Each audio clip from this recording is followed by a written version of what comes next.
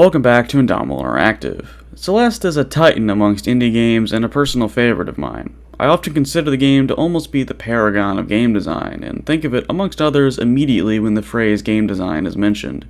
I keep a ranking of my top 100 favorite games, and Celeste sits at number 14, and amongst indie games it's ranked in 5th. It exhibits exquisite qualities, but what precisely made it so great in my mind, and so successful?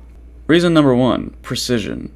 There are a lot of ways to create platforming physics. A lot of it comes down to a frame-by-frame analysis of a character's movement and jump. In particular, how many frames it takes a character to get up to full speed, and how many it takes to stop. A character taking a long time to start and stop can make them feel slippery, as if the whole game is on ice. Stopping instantly can also make your character feel stiff and fake. As for the jump, it comes down mostly to just two things: the character's jump height and jump time. Essentially, how high can the character jump in comparison to their own height? And how long does it take for them to reach the zenith of their jump, hang, and fall back down to the ground? A very tall jump and a high hang time will result in a character that feels very floaty, while the opposite will again result in stiff and awkward movement. Celeste has a huge advantage amongst platformers because the core of the game, these timings, are done just right. They're not just default values, no, they were tweaked to perfection. Madeline, your character, speeds up to her top speed pretty quickly and slows down quite quickly as well, but not instantly. She doesn't feel stiff or floaty in my opinion, she feels just right for the platforming precision that this game requires of you. She has a short jump but a high hang time, which allows you to heavily influence her direction in mid-air. Celeste also uses some hidden techniques that have been used in platformers dating back to the beginning of the genre. For example, much like many platformers, Celeste allows you to jump even when you're not on the ground. What I mean is, if you're trying to jump off a platform but you walk off of it before you actually hit the jump button, you're given a small window of extra time to still jump off before you begin falling to your doom. This is often referred to as Coyote time, a reference to Wile E. Coyote in Looney Tunes, in that he can often defy gravity for some time before beginning to fall. Celeste also does this in reverse, where if you hit the jump button too early as you land, you're given a little extra grace period to still jump anyways, if you're trying to jump off the ground the instant you touch it. I know I named this first reason precision, and this doesn't sound very precise. What these features really do is ensure that the game plays closer to what you meant to do than what actually happened, which is more fun, and that's what a game is entirely about.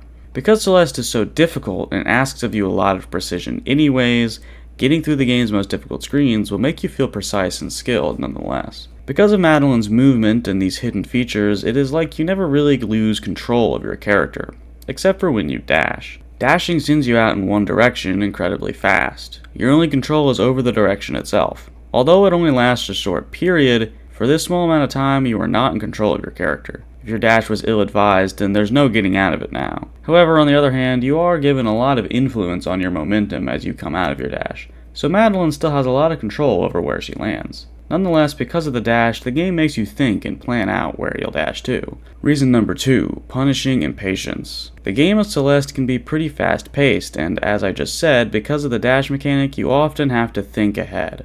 A lot of the rooms have many moving pieces, and combined with the dash, timing is everything. Your timing of when you start, how long you spend in the air between obstacles, when you dash, everything comes down to timing, and as previously mentioned, precision. Because you only get one dash in the air before you have to touch the ground to recharge it, you're left calculating out the places to which you can land to get both your dash and climbing stamina back. If you're impatient like me, you'll be punished very quickly. You didn't plan out your path? Well, now you're falling to your doom. You didn't time your jump to avoid this obstacle? Boom, dead. You didn't time it correctly to get extra momentum? You guessed it, dead again. This forces you to just think about each screen, albeit slightly. This is no RTS or a grand strategy in which you must explore, expand, exploit, and exterminate. This is still just a platformer with like 2 base mechanics. This level of thought processing can lead you to finding a flow state where you can plan out rather quickly, which led to this game's large speedrunning community. Anyway, I pointed something similar out in my Buckshot Roulette video. This level of focus required is not overwhelming, but enough to keep you engaged in the game. Maybe even enough to make you think about the game itself, things you like about it, things you don't, not just a mindless activity. Reason number 3, hard scrolling. This reason is pretty simple. A lot of the areas in Celeste use hard scrolling. What I mean by this is hard versus soft scrolling. Soft scrolling is when the camera pans around a larger area, or for a strictly horizontal game like say Super Mario Bros, it scrolls smoothly. For a comparison, an NES game that uses a lot of hard scrolling would be Mega Man, or the screens of the first Legend of Zelda. Essentially, rather than panning or scrolling, the camera allows you to reach the edge of the screen before quickly swapping to the next screen. You can think of it like going from room to room, and because of Madeline's small size on the screen, the rooms feel pretty zoomed out. While this room-by-room aspect isn't strictly true for the entirety of the game, it is an often used mechanic that some other famous platformers don't make use of, like Mario or Sonic. Obviously, having both introduces some variety, but what I specifically like about the room-to-room hard scrolling is the zoomed-out feeling where you can see everything all at once. It allows you to plan out your path before you make it, allowing reason number 2 to even exist in the first place. Mario isn't bad for not having this. There is something to be said about not knowing exactly what is coming. It's a whole other world of gameplay, and Celeste has mastered that too. If you're going to have the soft scrolling, having a small character like Madeline or Mario in Super Mario Bros. Is paramount in my opinion. Rather than explaining why it's good, I think it's best to see why the opposite doesn't work. I find that this is an aspect of design that a lot of developers forgot about in the SNES era. If we put up a random platformer from our collection like Vector Man or worse, possibly our worst game, We're Back, A Dinosaur Story, we can see that these characters are quite large on the screen, making the level feel very zoomed in. To me, this makes me feel almost claustrophobic, and I can't see what is in front of me at all. I can only process the game one jump at a time, and any jump that is longer than like a third of the screen is a leap of faith.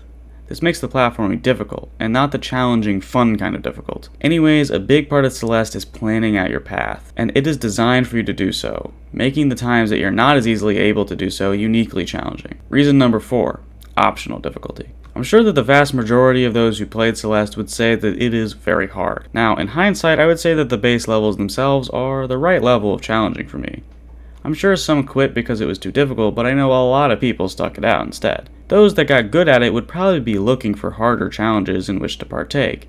It's a good thing then that Celeste has tons of extra side content that offers players increasing levels of difficulty. Built into the levels themselves are strawberries, a collectible, each of which challenges you in unique ways. Areas with strawberries often, if not always, if I'm not mistaken, have the actual strawberry on the same screen as the beginning of the challenging set of obstacles themselves. This tells you before you even start that the following obstacle will reward you not with game progression, but a collectible item. You're not heading off the main path thinking it's the right way and stumbling into a secret after spending some time away from what was apparently the main path. You know from the start that this is optional content. This allows the player to immediately decide if they're up for the challenge, if they want to come back later, or if they're not interested in collectibles or more challenging content. If you are looking for more challenging content though, you can also find completely changed levels through B-sides where previous levels were updated to be more challenging. These, in my experience and in my opinion, are hard as balls. However, you can also find C-sides, which I imagine are even more challenging, but I've never even played one. And that is kind of my point. With the strawberry challenges as well as crystal hearts, plus these B and C sides, the player can curate their own experience depending on their skill level and determination. Reason number 5, Forgivingness. As I previously mentioned, this game follows some hidden but popular platforming practices that often forgive the player for slight inaccuracies in their play. More than that though, the dash mechanic also has some forgiving nature. I did say that you get a lot of influence over his momentum as Madeline comes out of the dash, but there's more than that. A mechanic that I always really liked was the ability to dash up walls. You may notice that when you're dashing from one ledge to another, you may miss and hit the wall below the ledge you were aiming for. Often in this case, you fly up the wall and onto the ledge, rather than bouncing off the wall and careening to your death. There are other examples of some forgivingness, like spikes and other harmful objects having surprisingly small hitboxes that can give you a lot of leeway as you get close to them and clearly touch their sprite without hitting their hitbox and dying. The most important forgiving mechanic, though, is how little progress you lose when you fail. A lot of games punish your death with sending you 20 minutes back and forcing you to redo a lot of things. In Celeste, however, I'd be surprised if it sent you 2 seconds back. You die and respawn almost instantly. No loading screen or any kind of delay. You spawn on the same screen, the same obstacle you died on. This is how the game remains difficult but convinces you to keep playing. It allows you to try over and over and over in such rapid succession, you'll rack up hundreds of deaths in one sitting. It is almost addicting in a way. Even longer sections like Mr. Oshiro chasing you have tons of checkpoints splitting it up, so you don't have to do it in one run. There are definitely more challenging obstacles in B-sides and I'm sure C-sides that make you technically lose more progress at a time. This is because the obstacle may just be longer, essentially being more difficult by making you complete longer than usual series of timings and button presses. By natural consequence, a longer obstacle will mean more progress lost. That being said, although it probably feels like forever, especially when you were just a jump away from completing the obstacle before failing, in the grand scheme of things, you're still only losing a few seconds at a time for some of the most challenging things in the game. This aspect of the game's design is perhaps the most important part of the game's success, in my opinion. Reason number 6, unique style. As I've said before on this channel, pixel art indie games are a dime a dozen these days. Although I don't see any problems with that, pixel art is objectively not a unique style in and of itself. Something about the art style standing out, however, will keep your game from falling into Steam's indie void. There are a few things that Celeste does to stand out. The biggest one I would say is Madeline herself. Her movement animations don't just move her limbs back and forth to create the illusion of walking. She doesn't just duck and jump. Instead, her entire sprite is squashed and stressed as she moves, jumps, lands, and dashes. This really emphasizes her movement and gives it some weight in a unique way. Moreover, Madeline's hair. Her sprite is actually drawn without hair at all. The hair is added in with code, not just by being drawn for each frame. This is how it is so dynamic throughout all of her movement. The areas in the game are surprisingly unique for another pixel art game. The style it employs is actually immediately recognizable to me, like when I got it on the first image in Guess the Game a few years back, which I still remember for some reason. I'd say it's recognizable mostly due to the blocky platforms and ledges, as well as the background, particularly of the level in the first picture. More notably, I think the areas themselves are pretty unique as well. You'd expect a platformer to have things like the basic forest level, the ice level, the fire level, the dark cave level, those kind of things. Celeste borrows from those themes, like the first level being cold and snowy, like an ice level, but it isn't literally an ice level where the ground is ice the entire time. Celeste has ancient ruins, forbidden temples, golden sunsets, crystalline caves, and a damn hotel.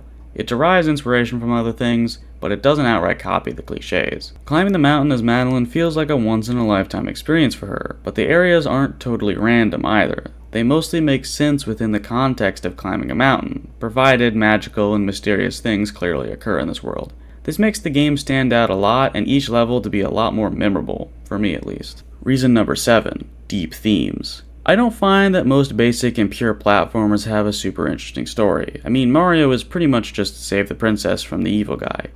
There's really nothing wrong with that. I do not need a deep, in-depth story when I have great gameplay. I'm playing a game, not watching a movie. The gameplay comes first. That being said, that doesn't mean there isn't room to put an excellent story in your game alongside amazing gameplay. Celeste does exactly that. The story is by no means at the forefront of the game for me, or stealing the stage from the gameplay. The story can kind of take a back seat, but if you read all the dialogue and stay invested in the story, you'll find that it actually has some deep themes. Particularly themes regarding Madeline fighting her inner demons, so to say, specifically anxiety and depression. I imagine these themes are found to be quite relatable to many people. The story can also be seen as an allegory to finding a transgender identity. Although I've read that this wasn't Thorson's original intention, but she's confirmed that in hindsight this was obviously so. This comes with the added bonus of infuriating transphobe snowflakes online. And that's how I see the intriguing and thought-provoking story of Celeste. A nice bonus. I wasn't expecting a well-written and engaging story, interesting characters, or great dialogue to go along with my fantastic platforming, but their inclusion goes a long way to making Celeste one of my favorite games of all time. And that's it for now, and thanks for watching.